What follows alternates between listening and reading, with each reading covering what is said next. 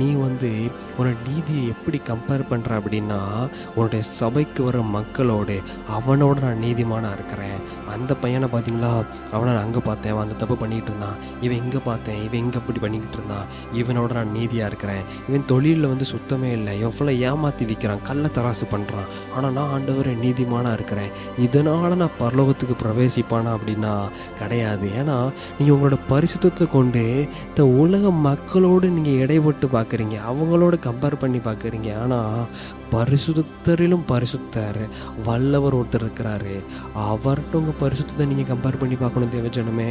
நீங்கள் இவனை விட ஒரு வேளை பரிசுத்தமாக இருக்கலாம், நீங்கள் அவனை விட பரிசுத்தமாக இருக்கலாம், இல்லாட்டி உங்கள் ஸ்கூலில் படிக்கிற அந்த பையனோட நீங்கள் நல்ல பையனாக இருக்கலாம், உங்கள் காலேஜில் உங்கள் நண்பர்கள், உங்கள் சொந்தக்கார வட்டாரம் இவங்கள விட நீங்கள் ஒருவேளை உண்மையாக உத்தமமாக வாழலாம். ஆனால் அதனால் நீங்கள் பரலோக ராஜ்யத்திற்குள் பிரவேசிப்பதில்லை.